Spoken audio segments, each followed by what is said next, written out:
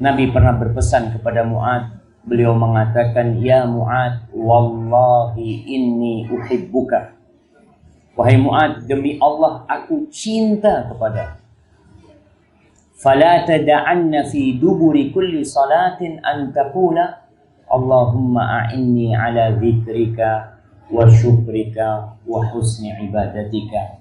Maka janganlah engkau meninggalkan di penghujung sholat untuk senantiasa berdoa mengatakan, "Ya Allah, Allahumma a'inni ala dzikrika wa syukrika wa husni ibadatika." Ya Allah, bantulah hamba untuk senantiasa mengingat. Bantulah hamba ya Allah untuk senantiasa bersyukur kepadamu. Bantulah hamba ya Allah untuk senantiasa beribadah dengan cara yang baik kepadamu. Semoga Allah membantu kita untuk senantiasa mensyukuri nikmat yang Allah berikan kepada kita. Allahumma salli wa sallim wa zid wa barik wa an'im ala sayyidina wa maulana wa qurrati a'yunina Muhammad wa ala alihi wa ashabihi ajma'in. Ya Allah, semoga salawatmu, semoga salam berkah dan nikmatmu senantiasa engkau tambahkan untuk hamba kekasih, untuk baginda Nabi kita Muhammad sallallahu alaihi wasallam, untuk manusia terindah yang pernah menginjakkan kakinya di muka bumi, untuk suri tauladan bagi seluruh umat manusia.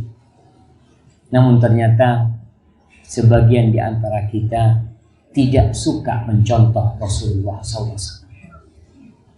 Mungkin dikarenakan tidak kenal, tidak tahu, sehingga mengabaikan ajaran-ajaran Rasul Sallallahu Alaihi Wasallam. Sebuah peribahasa yang kita ketahui bersama, tak kenal maka tak sayang. Sebagian anak-anak lebih kenal dengan Kapten Amerika. Mereka lebih kenal dengan Batman. Ada yang lebih kenal dengan pemain bola. Bahkan dia menjadi follower pemain bola. Kemana gaya hidupnya diikutin semua. Adakah di antara kita yang ingin jadi followernya Rasulullah SAW? Yang mengikuti gerak-gerik Nabi SAW. Kalau kita tahu followernya seorang artis di Instagram yang terbanyak itu adalah Selena Gomez. Itu followernya 1 bulan atau 2 bulan yang lalu itu 124 juta followernya. Berapa follower Rasulullah SAW? Berapa followernya Abu Bakar As-Siddiq? Berapa banyak followernya Umar bin Khattab radhiyallahu taala anhu? Followernya Ali, Utsman bin Affan, Ali bin Abi Thalib. Wallahi terkadang sebagian orang nggak kenal sama mereka. Ditanya bagaimana sih wajah Nabi SAW? Bagaimana gaya tidurnya Nabi SAW? Orang tuh kalau udah seneng, wallahi artis masa diikutin sama dia. Entar lagi biasanya anak sering lihat kalau mau lebaran itu artis ditinggal oleh pembantunya, di syuting, di publikasi, itu banyak yang nonton. Apakah hal itu bermanfaat? Wallahi ma yanfa'. Nggak ada manfaat buat dia, tapi dia cinta. Yang membuat dia mengikuti adalah perasaan cinta yang ada di dirinya. Kalau kita cinta sama Nabi SAW, wallahi kita tidak akan berhenti bersalawat untuk Nabi SAW. Kita tidak akan pernah bosan membaca sejarah hidup Nabi SAW. Diulang-ulang, kita akan terus enjoy, merasakan kenikmatan. Tapi sayangnya, mungkin rasa cinta kita kepada Nabi SAW masih sedikit. Semoga Allah menambahkan salawat untuk beliau, untuk keluarga beliau, untuk istri-istri beliau, untuk putra-putri beliau, dan untuk seluruh sahabat Nabi. Yang terutama untuk Abu Bakar As-Siddiq, untuk Umar bin Khattab, untuk Utsman bin Affan, untuk Ali bin Abi Thalib, dan untuk seluruh sahabat Nabi radhiyallahu taala anhum ajma'in. Amma ba'd. Jamaah rahimakumullah, ana berbahagia sekali bisa hadir di rumah Bapak Andun di sini, bertemu dengan sesepuh yang ada, yang jenggotnya udah pada putih semua, masya Allah. Semoga mereka yang telah terlebih dahulu mengenal Allah daripada Anda, mereka masuk surga terlebih dahulu, dan mereka juga tetap membimbing dan mendoakan kita. Jamaah rahimakumullah, ana malu kalau mau berceramah tentang baiti jannati. Pernah ada seorang jenderal bintang 2, dia cerita, Ustaz, seharusnya yang ceramah tentang keluarga itu bukan Ustaz. Dia katanya, kenapa Pak? Ustaz kan pengalamannya masih berapa tahun. Kita nih yang udah putih-putih nih, ini yang seharusnya memberikan ceramah tentang rumah tangga. Tapi sayangnya banyak yang gagal di rumah tangga kita. Kita perlu belajar lewat Rasulullah SAW. Bagaimana beliau menghadirkan baiti jannati. Kalau kita bicara baiti jannati, wallahi jamaah, nggak mungkin rumah kita jadi surga kita. Kok bisa? Satu kehususan surga yang tidak ada di muka bumi ini adalah kekekalan, keabadian. Nggak mungkin kita abadi. Yang namanya surga Allah, khalidina fiha abada. Kekal selama-lamanya. Tidak ada kelelahan, tidak ada kesusahan, tidak ada kata-kata yang menyakitkan hati. Rumah baginda Nabi kita Muhammad SAW terkadang ada masalah di sana. Beliau sama istrinya Aisyah pernah mengangkat suaranya lebih tinggi dari Nabi SAW. Aisyah pernah memecahkan piring di rumah Nabi SAW. Bayangkan Nabi SAW lagi ada tamu di rumahnya, salah satu istrinya mengirim makanan. Karena mungkin nggak ada makanan di rumah Aisyah, maka dikirim makanan. Dikirim pembantu bawa makanan. Sampai ke rumahnya Aisyah, ini di depan tamunya. Kelihatan piringnya, bahasa Arabnya istri kedua itu agak buruk. Namanya dorroh. Dorroh itu yang membahayakan. Kalau bahasa Indonesianya indah, apa? Madu. Manis namanya madu. Tapi ternyata madu yang asli itu yang bikin piring pecah. Ketika Aisyah kelihatan itu piring langsung ditampel. Jatuh, piar, pecah. Di depan tamu-tamu.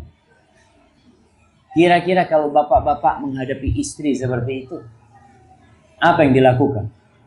Wallah, istri tidak tahu diri. Membuat aku malu. Nabi SAW hanya mengatakan, gharat ummukum, ibu kalian lagi cemburu sekarang ini. Sambil makanan itu diambil, diberikan kepada tamu-tamunya, fadhal makan, fadhal dimakan. Selesai masalahnya. Tidak nanti di belakang dinasehatin, dikasih tahu.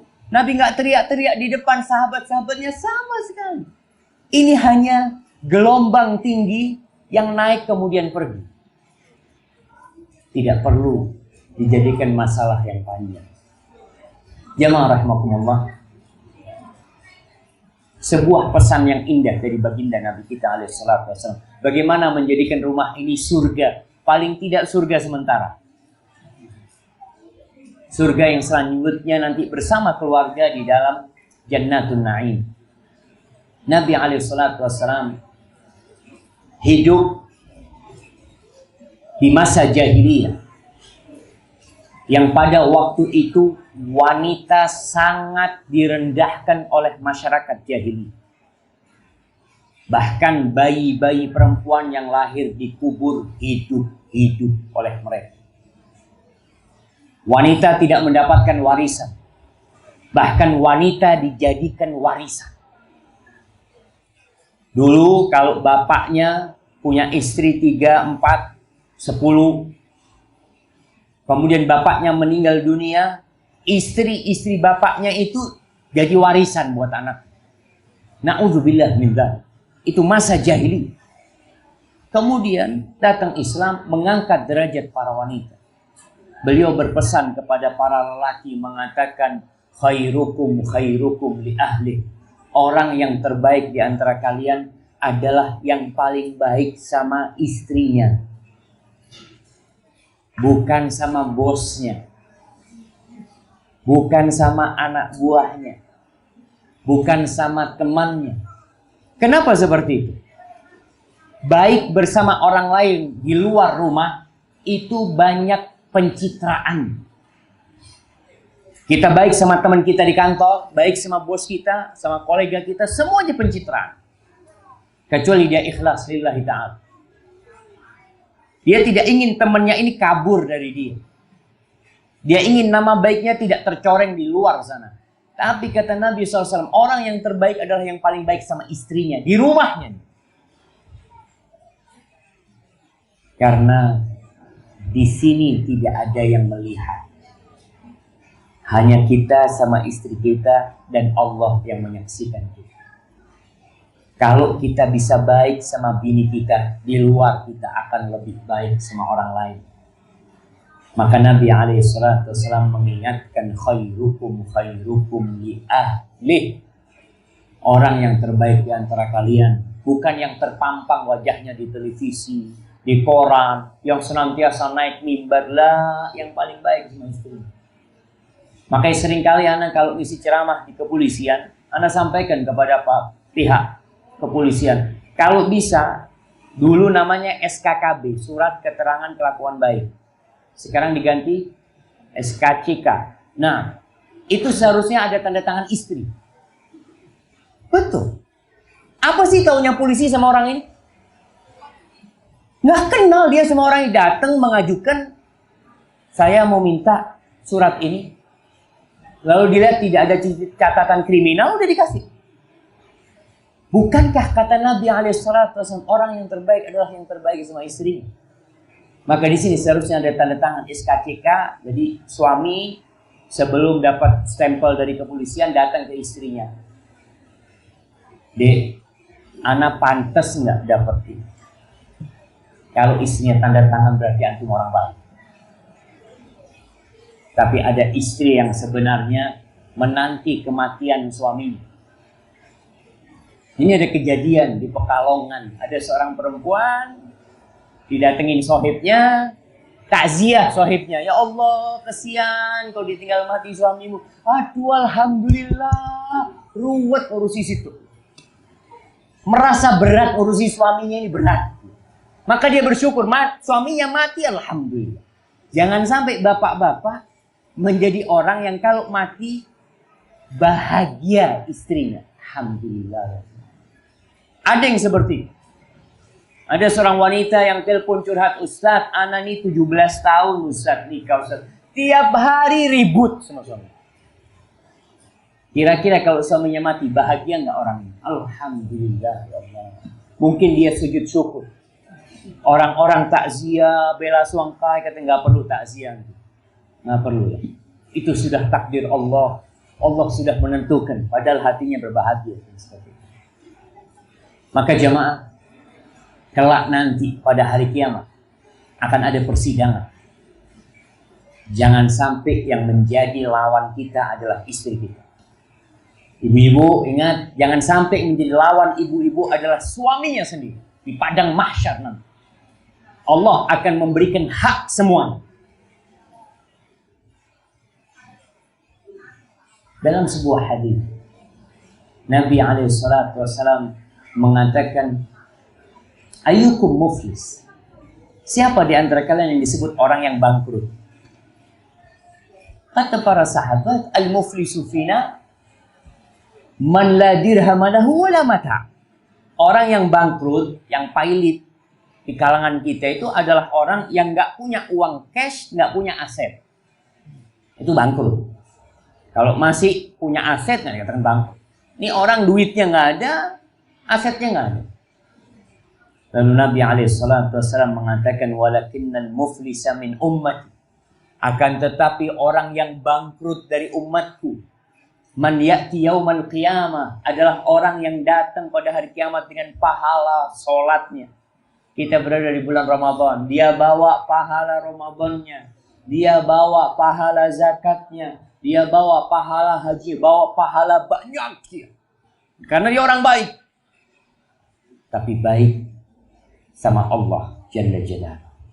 Sama manusia tidak baik. Lalu ketika dia datang dalam persidangan itu, muncul orang-orang yang menuntut dia. Dia datang dalam kondisi pernah mencaci maki fulan, pernah menghina fulan, pernah memukul fulan, pernah mengambil hartanya fulan, pernah mengucurkan darahnya fulan. Maka orang-orang datang menuntut kepada dia, sehingga pahala dia yang banyak harus diserahkan kepada orang-orang yang menuntut. Kalau di dunia jemaah, kita mengganti kerugian bisa dengan duit. Bisa di dunia. Orang sidang disuruh mengganti 100 miliar, ada duitnya dia.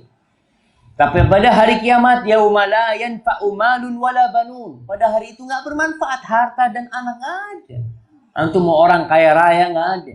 Yang antum bawa adalah amal antum. Ketika orang-orang menuntut, maka dibagi pahala sholatnya kepada fulan.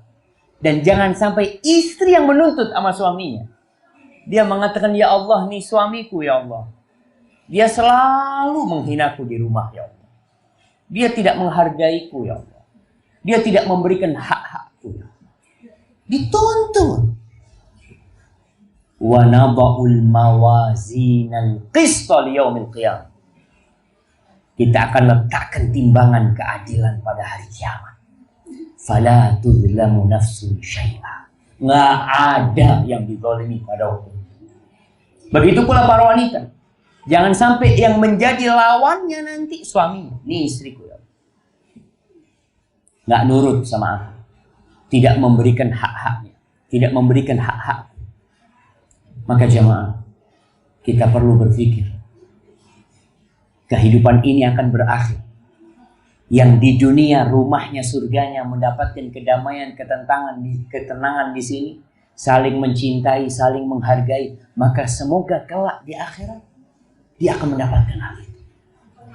Dia akan bergabung bersama anak-anak dan istri-istrinya. Walladzina amanu wattaba'athum dzurriyyatuhum biimanin alhaqna bihim dzurriyyatahum wa ma alatnahum min amalihim min syai'. Dan orang-orang yang beriman diikuti oleh anak keturunan yang beriman akan berkumpul kembali di surga. Kumpul bareng lagi di surga sama mereka. Dikumpulkan sama Allah Jalla Jalla. Ahibati fillah. Berkaitan dengan tonggak rumah menjadi surga. Bagaimana kalau kontraktor mau bangun rumah, dia sangat peduli banget dengan fondasi. Dia peduli banget dengan kanan kiri rumahnya. Tentang tiang-tiang yang bakal nanti dipasang di rumahnya. Masuknya lewat mana? Rasulullah SAW mengajarkan sebuah doa. Yang doa ini diriwayatkan pula dibaca oleh Nabi Dawud alaihissalam. Berlindung dari 5 perkara. 5 perkara ini yang menjadikan rumah jadi neraka. Kita akan perhatikan satu persatu.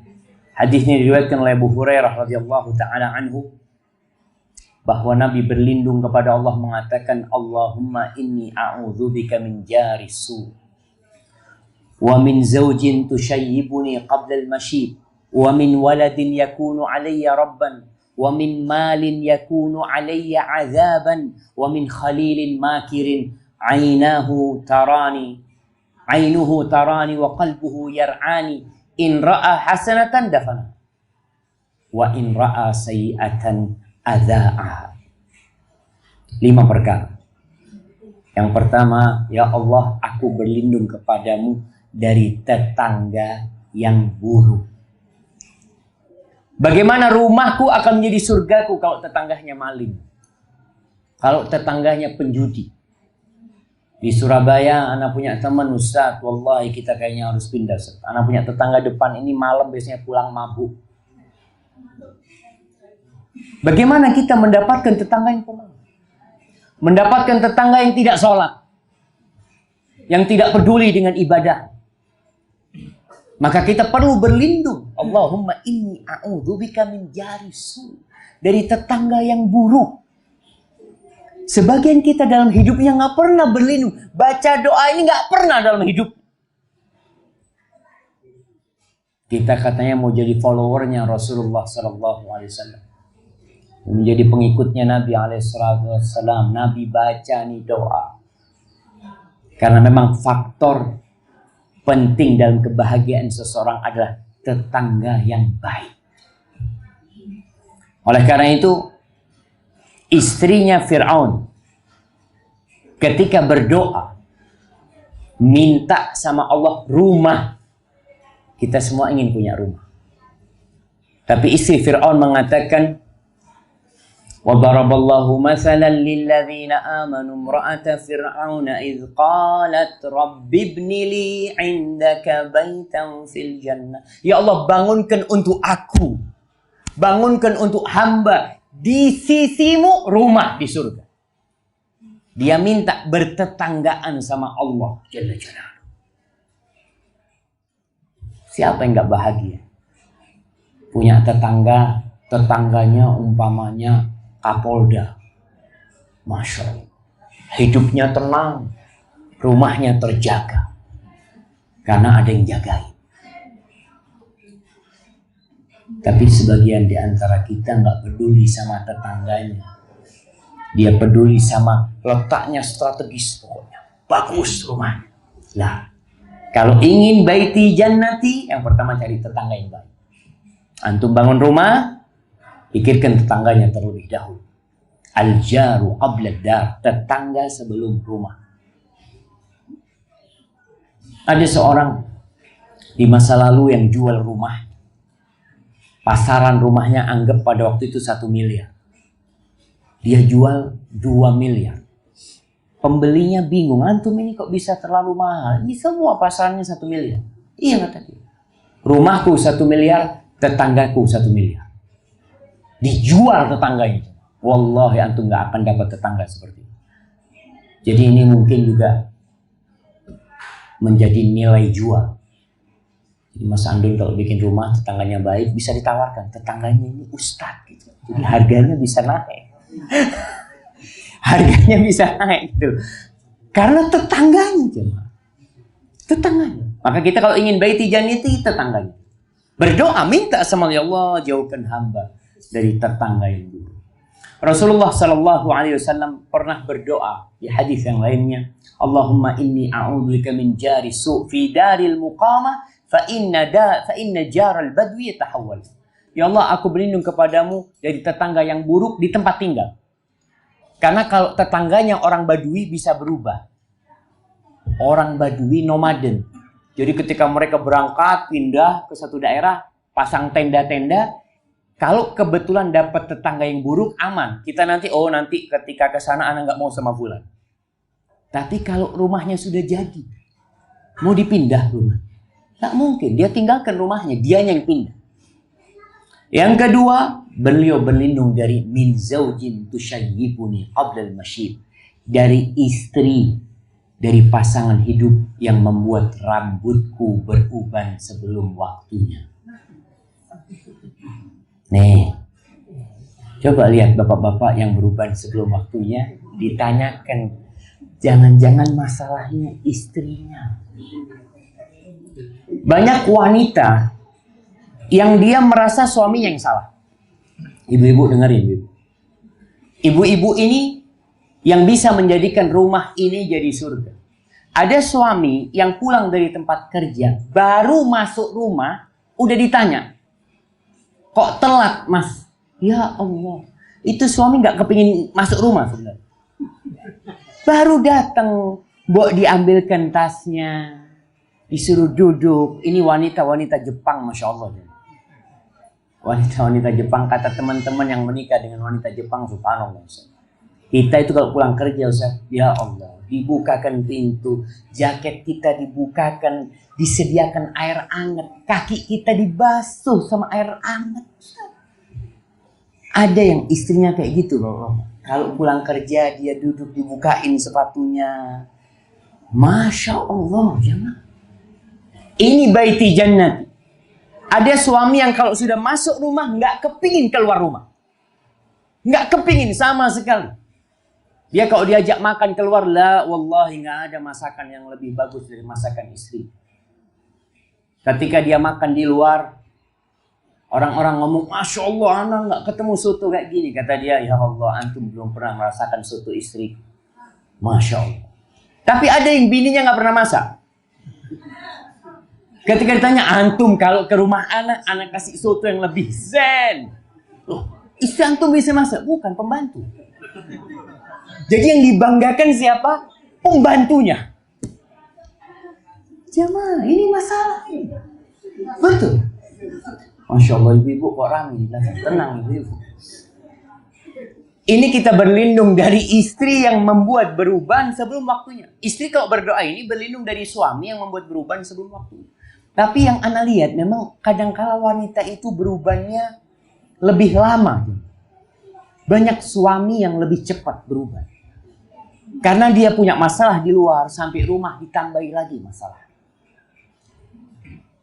Ibu-ibu nih, ada sebuah pesan. Di Mekah itu ada lelaki yang setiap menikah istrinya selalu gugat cerai.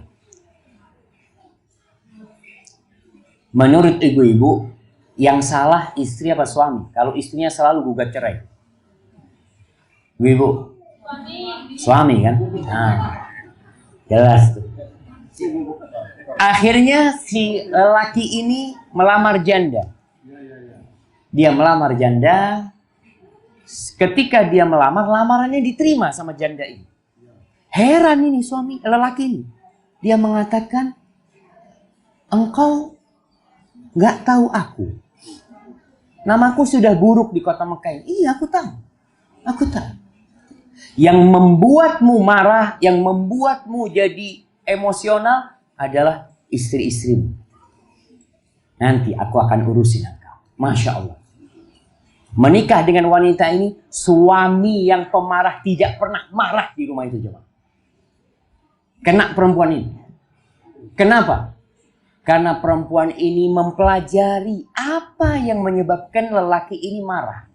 Sehingga lelaki ini tidak punya kesempatan marah di rumah itu. Dan ini yang harus dilakukan oleh para wanita.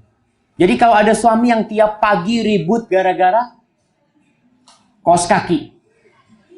Ribut gara-gara topi. Mau ke masjid, mana topinya? Tiap hari ribut. Maka usahakan membuat suaminya tidak marah. Belikan topi 2 lusin. Suaminya mau marah, mana topi? Fadol bang. Ambilkan yang baru. Fadol. Ada suami yang suka marah gara-gara tehnya selalu dingin. Tahu-tahu habis tehnya. Dipanggil, mana tehnya habis? Udah tahu, oh suamiku nggak boleh tehnya habis. Belikan termos. Belikan termos yang besar, taruh. Ketika mau marah, fadol bang, ini termos. Maka jamaah, wanita ini memiliki kemampuan untuk meredam amarah suami.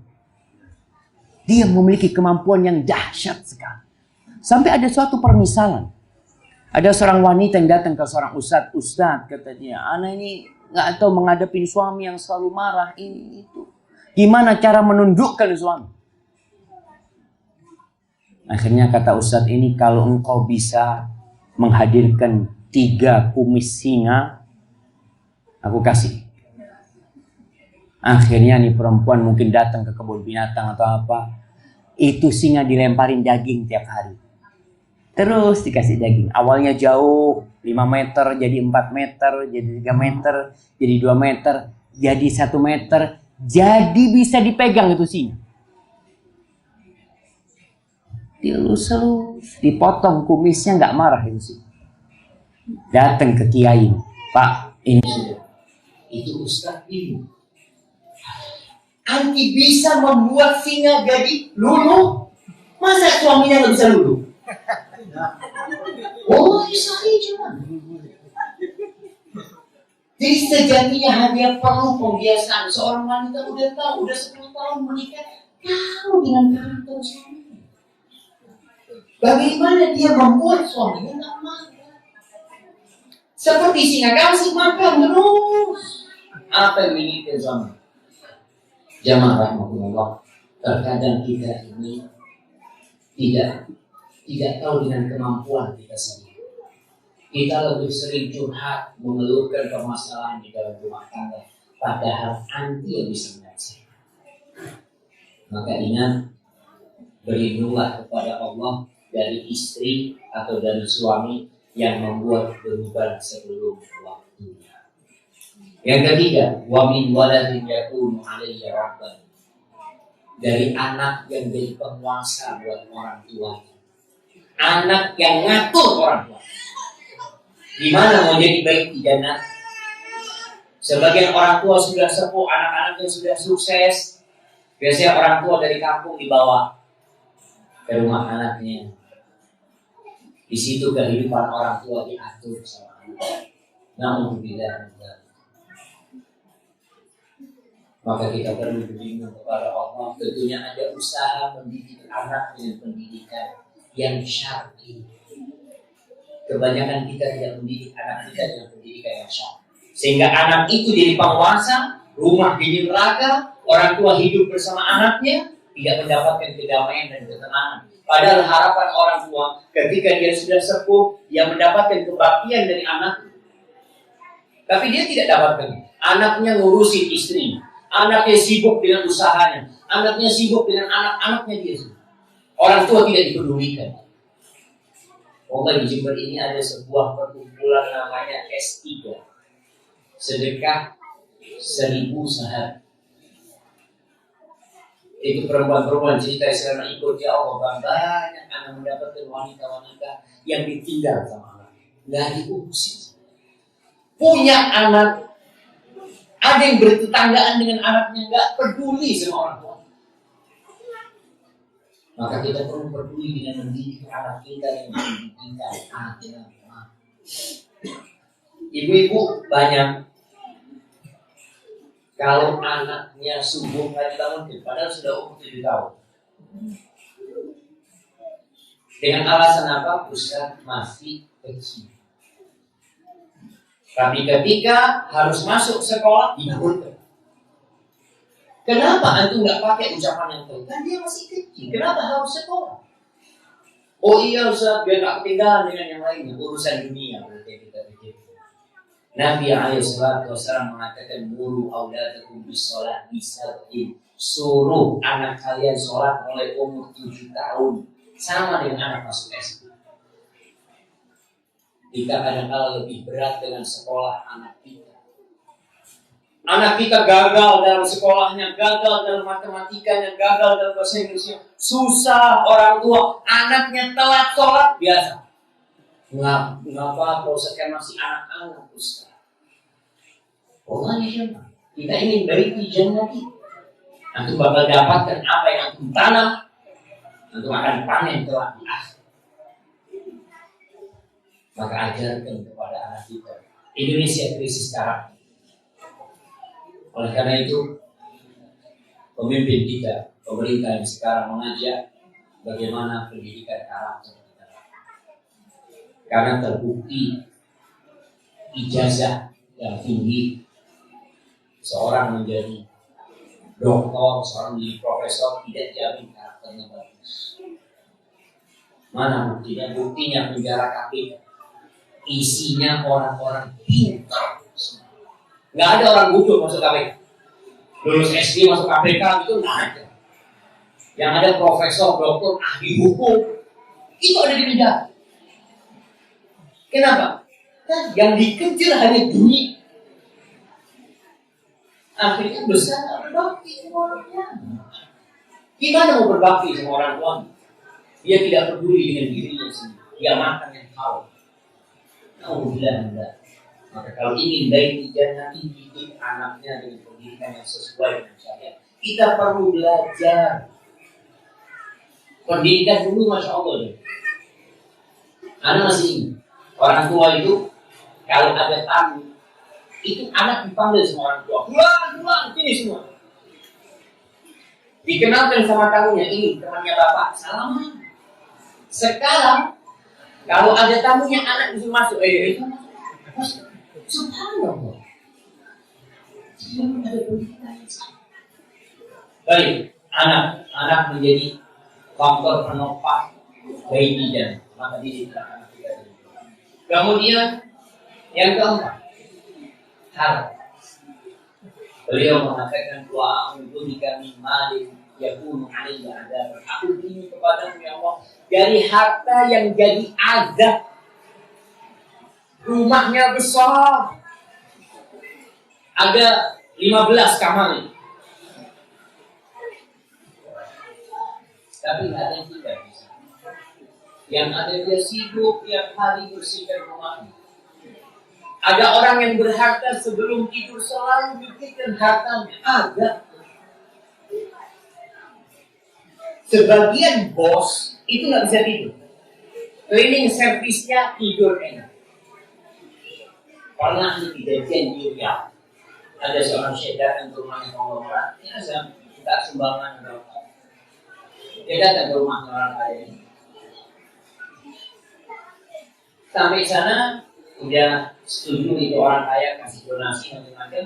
Akhirnya orang kaya ini tanya, Syekh, anak mau tanya. Iya, foto. Anak ini kalau malam kok susah tidur. Ini apa yang menyebabkan kok susah tidur? Ya, kepikiran sama bisnis aja. Anak punya perusahaan di Amerika, anak punya perusahaan di sini, anak perusahaan di sini. Itu jadi beban, bro. Harta banyak jadi ada. Akhirnya kata Syekh Alik amwala billah. Supaya kau tenang hidupnya, hartamu ini gantungkan ke Allah. Sudah ya Allah, aku titipkan kepadamu. Kau akan tenang. Sudah. Akhirnya turun dari rumah orang itu dalam pasar. Di pasar itu ada kuli angkut. Di sana kuli angkut itu biasanya ngangkut barang pakai tali. Talinya itu terbuat dari kain. Itu kuli angkut bisa tidur di pinggir jalan beralaskan kardus. Bantalnya itu talinya. Itu Syekh pada ngomong sama saya, subhanallah. Ini orang yang miliaran mungkin triliunan uangnya nggak bisa tidur, kuli angkut bisa tidur di pinggir jalan. Uang itu tidak bisa membeli minyak yang tidur habis. Uang itu bisa membeli kasur yang nikmat, yang mahal, pakai AC, tenang, nggak ada suara. Bisa uang itu, tapi uang tidak bisa mendatangkan minyaknya tidur. Kedamaian dan ketentraman itu di dalam sini. Kita yang menciptakan. Maka jangan sampai ada orang tua yang suka marah sama istrinya gara-gara harta. Ada harta. Ada sebuah cerita di Bondowoso, kita punya teman. Bapaknya beli mobil BMW. Sampai rumah suatu siang, anak-anak ini heran, abahnya itu ngamuk-ngamuk di rumah. Semuanya dia amukin. Salah apa gitu? Ternyata mobilnya diserempet BK. Itu BMW diserempet BK. Ternyata yang terserempet bukan BMW, tapi hatinya yang terserempet. Tergores hatinya. Ini ada. Orang gara-gara mobilnya terserempet atau pemarahnya. Jangan sampai itu jadi ada. Ada orang yang sama anaknya marah, anaknya pegang HP, dijatuhkan HP-nya, marah-marah anak, subhanallah. Jangan sampai itu HP jadi azab buat anak. Antum lebih cinta kepada HP daripada anak antum. Allah ada yang ada. Maka jangan sampai. Kemudian yang terakhir, wamin khatimah. Berlindung dari teman dekat yang pandai bertipu muslim. Pandai bermata. Matanya selalu memperhatikan kita, memandang kita. Hatinya itu gak suka sama kita. Kalau orang ini lihat kebaikan kita, dia tidak cerita. Tapi kalau lihat keburukan kita, dia bongkar semua orang berita. Maka jemaah, itu 5 perkara yang perlu kita perhatikan agar kita bisa mendapatkan berhenti dari nanti di dunia sementara dan di akhirat selama-lamanya bersama istri dan anak-anaknya. Ada Allah yang itu bisa sampaikan. Apabila benar dari Allah dan berlalu, kalau ada yang salah benar dari diri anak pribadi, Allah dan Rasul bebaskan Rasul. Jazakumullah khairan kami Allah Ta'ala yang memberikan ilmu kepada kita semua. Semoga apa yang beliau sampaikan kepada kita bisa bermanfaat untuk kehidupan kita. Bapak dan Ibu sekalian, kertas yang telah diedarkan adalah kesempatan untuk Bapak dan Ibu sekalian untuk bisa bertanya kepada kita. Silakan untuk menuliskan dan menyampaikan kepada kita untuk kita bertanya. Nanti start itu. Silakan. Hal yang pertama berkaitan dengan sholat tarawih. Bagaimana hukum sholat tarawih berjamaah di rumah bersama istri? Apakah kita tidak akan mendapatkan pahala seperti ini dan semangat suntuk? Nah, Masya Allah, ini berkaitan dengan sholat tarawih jamaah. Ramadan momen penting untuk memperbaharui keharmonisan di dalam rumah tangga. Berkaitan dengan sholat tarawih, di masa Umar bin Khattab radhiyallahu taala anhu itu dikumpulkan orang-orang untuk sholat tarawih di masjid, berjamaah di masjid. Suatu hari Umar bin Khattab radhiyallahu taala anhu dalam hadis riwayat Bukhari melewati masjid, melihat orang-orang sedang sholat tarawih. Umar nggak ikut sama mereka. Umar mengatakan, "Walladzina yanamuna anha afdal minal ladzina yusallun."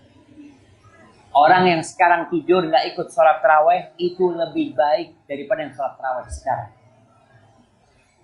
Dari sini para ulama menyimpulkan bahwa sholat tarawih di akhir malam itu lebih mulia daripada di awal malam.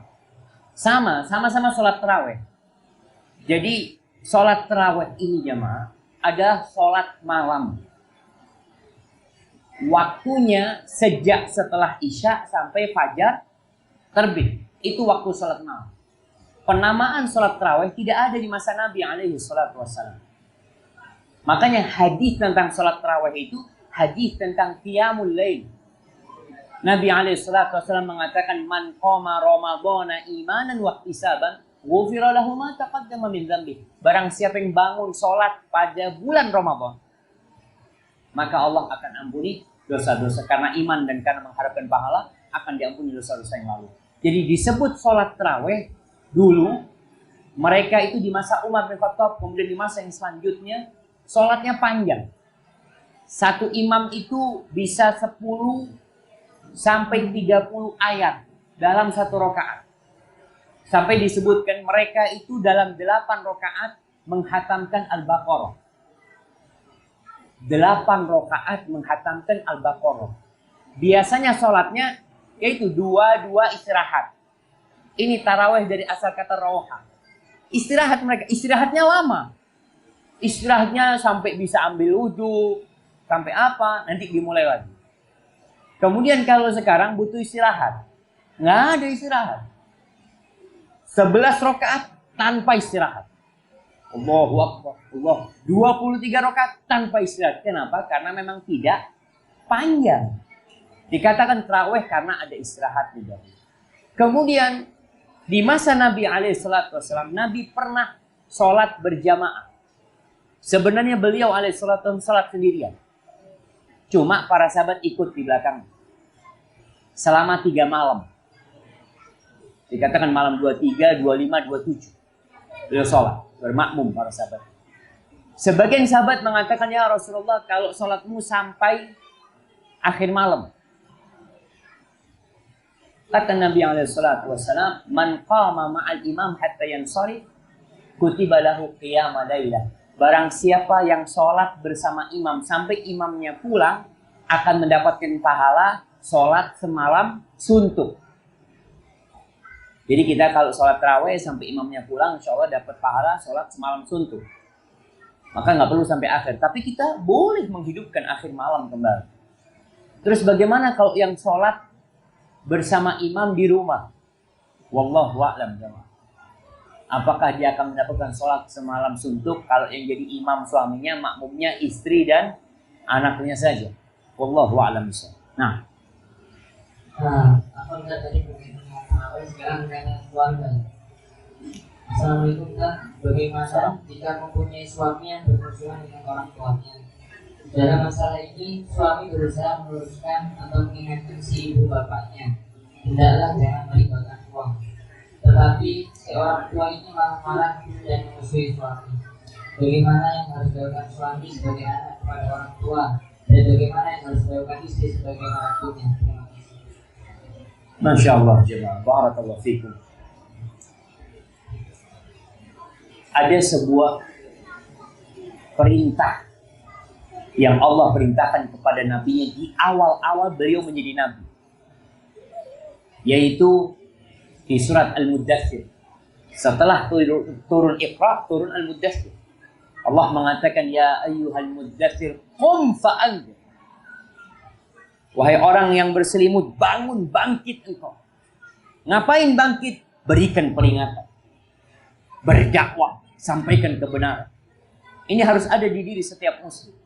Terkadang terjadi kemungkaran di rumah sendiri, maka nggak boleh kita membiarkan kemungkaran. Bagaimana kalau kemungkarannya orang tua yang melakukan?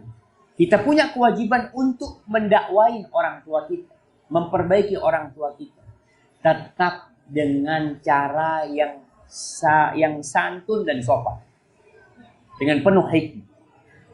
Karena kewajiban berbakti kepada orang tua itu bukan hanya kalau orang tuanya muslim, sampai bapak ibu yang kafir pun anak tetap wajib berbakti. Wajib berbakti. Apa kata Allah Jalla Jalaluh? Wa in jahadaka ala an tusyrika bi ma laysa laka bihi ilmun fala tuti'huma wa sahibhuma fid dunya ma'rufa. Sahibhuma fid dunya ma'rufa. Artinya anak nih teman nih bapaknya, teman nih ibunya walaupun kafir. Jadi yang namanya sahib itu tidak meninggalkan jamaah. Jadi kalau orang tua melakukan kemungkaran, orang tua meribakkan harta, meribakkan uang, na'udzubillah min dzalik, termasuk dosa yang sangat besar sekali. Tugas anak memperbaiki orang tua. Memusuhi orang tua dari sisi keagamaan, tapi dia tetap cinta kepada orang tuanya dengan harapan orang tuanya bisa mendapatkan hidayah. Maka katakan kepada suaminya, Mas, kewajibanmu hanya menyampaikan, Mas. Wa ma 'alaika illal balagh. Kita nggak bisa memberikan hidayah kepada orang yang kita cintai, nggak bisa. Tapi bagaimana tetap berusaha untuk yang cinta anak sama orang tuanya tidak dipungkiri. Maka tetap memberi masukan kepada orang tuanya. Orang tuanya marah sama dia, terima amarah dari orang tuanya itu. Sambil terus didoakan, tunjukkan anak ini kalau dia memang cinta sama orang tuanya. Terkadang orang tua melihat anak kurang ajar, ngasih taunya ilmunya nggak ada, yang ada dengan cara merendahkan orang tuanya. Orang tua ini nggak mau diguruin, ya, nggak mau digurui. Anak punya orang tua, semua punya orang tua. Nabi Ibrahim alaihissalam, bagaimana ketika beliau berdakwah kepada orang tuanya dengan cara yang santun, dipanggil ayahku, ayahku, ayahku. Tapi orang tuanya marah, murka, bahkan ingin merajam Nabi Ibrahim AS. La illam tantahi ya Ibrahim la arjumannak. Kalau engkau nggak berhenti ngasih tahu aku akan lemparin batu. Sudah cukup. Ada orang tua yang seperti itu. Ketika mentok, antum doa. Antum cari cara lain. Ketika antum mau ngomong sama orang tua tidak didengarkan sama orang tua, udah, jangan ngomong. Nggak ada gunanya berarti. Terus didoakan, terus berbuat baik. Semoga nanti hati orang tua luluh ketika melihat anaknya begitu semangat, ya, untuk berbagi hidayah dengan orang tuanya, dan sebagai menantu bantu suaminya. Ketika suami pulang dalam kondisi emosi, jadilah seperti Khadijah buat Nabi Muhammad SAW. Nabi SAW dicaci maki oleh kaumnya, dikatakan syairun majnun, penyair yang gila, sampai hati beliau itu sesak. Tapi ketika sampai rumahnya, di sini dia mendapatkan surga di rumah. Khadijah senantiasa berusaha menguatkan suami. Maka seperti itu mudah-mudahan jadi baik. Hadza wallahu a'lam bishawab. Bagaimana membuat atau menciptakan kesabaran yang tidak terbatas dalam berkeluarga, terutama menghadapi istri. Kemudian kedua, bagaimana cara buat istri mau konsisten berpakaian syar'i? Masya Allah. Nah, Masya Allah, berkaitan dengan sabar jemaah. Antum kalau baca Al-Quranul Karim dengan seksama akan mendapatkan hampir 20 kali Allah Jalla Jalaluh menyuruh Nabi bersabar. Bukan sekali. Isbir ala ma asabak, isbir ala ma yaqulun. Sabar dengan ucapan-ucapan mereka. Sabar atas apa yang menimpamu. Kenapa? Karena manusia terkadang keimanannya lagi turun. Sehingga memerlukan motivasi dari orang supaya dia bisa tahan. Salah satu cara mendatangkan motivasi itu adalah dengan sholat.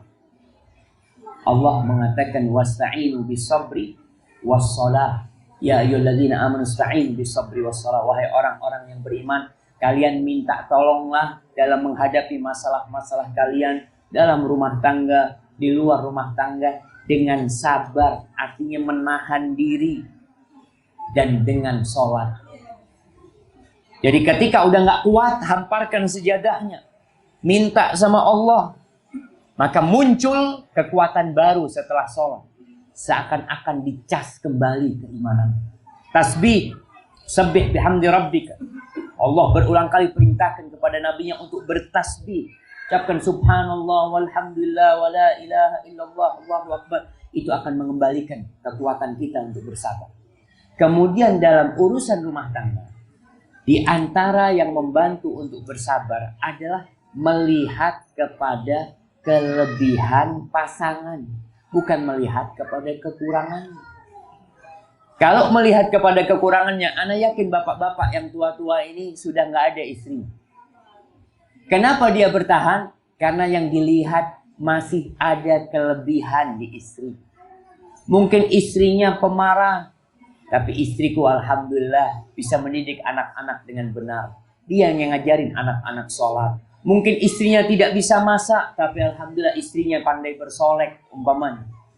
Rasul sallallahu alaihi wasallam mengatakan, la yafrah mu'minun mu'minah. Tidak boleh seorang suami yang beriman membenci istrinya yang beriman. In kariha minha khuluqan radiya minha akhar. Kalau ada perilaku istrinya yang dia benci, manusiawi ya, perempuan ini tercipta dari tulang rusuk yang bengkok. Bengkok, perempuan itu bengkok semuanya. Semuanya punya kekurangan. Tapi kata Nabi SAW, kalau engkau melihat perilaku yang gak disukai di istrimu, bukankah ada perilaku lain yang disukai? Buktinya engkau meminang dia. Buktinya engkau melamar dia. Pasti ada kelebihan di perempuan ini yang membuat engkau datang meminang dia. Maka di antara yang memotivasi kita untuk bersabar, tadi melihat kepada kelebihan pasangan hidupnya. Dan kalau kita lihat jamaah, orang kalau daftar kerja, ada nggak pertanyaan yang mengatakan kamu tidak bisa apa? Pertanyaannya selalu kamu bisa apa? Jadi pertanyaan yang positif. Maka lihatlah kepada sisi positif pasangan hidup kita sambil diperbaiki. Baik, kemudian pertanyaan selanjutnya apa tadi? Nah, berkaitan bagaimana membuat istri berpakaian syar'i. Wallahi jamaah, perjalanan jilbab di Indonesia ini cukup panjang. Ibu ana ketika anak SD nggak pakai jilbab. Pada masa itu jilbab masih jarang. Bahkan yang ada jilbab itu hanya penutup kepala. Kupingnya masih kelihatan, lehernya masih kelihatan. Kemudian bertambah lagi sampai tahun 89. Terjadi yang dikenal dengan revolusi jilbab. Itu anak-anak SMA pakai jilbab. Anak-anak kuliah pakai jilbab. Ada pelarangan dari pemerintah pada waktu itu. Ada 300 lebih siswi SMA yang dikeluarkan karena maksa pakai jilbab. Padahal kepala sekolahnya muslim, guru-gurunya muslim, tapi mereka benci sama jilbab. Dikatakan, ini apa ini? Ini adat Arab ini. Bertentangan dengan aturan sekolahan, nggak boleh pakai jilbab. Yang tetap pakai jilbab keluar. Itu proses berjalan sampai akhirnya sekarang bukan jilbab, sampai cadar sekarang kita lihat. Dulu kita melihat wanita bercadar, Allah, ninja, anak ninja. Sekarang di kampus-kampus nggak bisa dibendung. Di Jogja pernah ada aturan melarang pakai cadar. Mereka wanita yang bercadar perlu disadarkan, mau dikasih pembinaan. Naudzubillah. Tapi mereka tidak bisa menolak. Karena ini masalahnya iman. Masalahnya iman. Jadi kalau bicara bagaimana membuat istri konsisten dengan pakaiannya, iman. Yang perlu ditumbuhkan iman. 13 tahun di Mekah nggak ada kewajiban pakai jilbab. Istri-istri Nabi nggak ada yang pakai jilbab. 13 tahun. Ke Madinah hijrah belum wajib jilbab. Kira-kira setelah tahun kedua, mungkin tahun kelima malah turun ayat jilbab. Berarti jilbab ini bukan pakaian orang Arab. Istrinya Abu Jahal nggak pakai jilbab. Istrinya Abu Lahab nggak pakai jilbab. Kalau dikatakan jilbab pakaian orang Arab, maka ini sebuah kesalahan yang sangat nyata sekali. Istri-istri Nabi nggak ada yang pakai jilbab sebelumnya. Sampai turun ayat tentang jilbab di surat Al-Ahzab, di surat An-Nur. Maka yang perlu dilakukan oleh suami adalah menumbuhkan keimanan. Bukan hukum. Kalau bicara hukum jamaah, banyak orang yang tahu hukum. Tapi tidak ada iman, mana mungkin dia akan melakukan hukum tersebut. Tapi kalau ada iman, wallahi jamaah, istri-istri sahabat Nabi ketika turun kewajiban jilbab yang di surat Al-Ahzab, itu perempuan-perempuan ngambil kain-kain yang di jemuran. Spray atau apa dia ambil, dia gunakan untuk menutupi diri. Kenapa? Karena ada iman. 13 tahun sahabat minum khamr. Minum minuman keras. Masih halal. Sampai Madinah masih minum minuman keras. Proses berjalan. Ketika iman mereka sudah kuat, turun ya ayyuhalladzina amanu innamal khamru wal maisiru sampai akhir ayat itu. Itu para sahabat sebagian sedang pegang minuman, pegang khamr. Ketika dia dengar ayat itu, dia tidak mengatakan ya Allah ini yang terakhir ya Allah, nggak ada. Mereka langsung tuangkan, sudah cukup, selesai. Iman. Jadi tugas suami bukan bicara hukum, tapi menumbuhkan keimanan. Bagaimana dia tahu dengan Allah, kenal sama Allah. Antum bisa bayangkan orang taat dengan aturan kantor. Harus pakai baju putih, sepatu hitam, taat. Aturan manusia. Kenapa? Dia tahu Anda butuh. Kalau Anda nggak pakai baju putih, nanti bisa di SP1, SP2, bahaya. Tapi dengan aturan Allah, dia nggak taat. Kenapa? Karena nggak kenal sama Allah. Dan mungkin juga tidak terlalu butuh sama Allah. Kenalkan Allah, tumbuhkan iman, insya Allah. Mudah-mudahan ketika iman itu tumbuh, dia akan menerima hukum apapun disampaikan kepada dia. Sami'na wa ata'na. Hadza wallahu a'lam bishawab. Kayaknya kita sudah mau berbuka jemaah. Nah, serahkan kepada pembawa acara.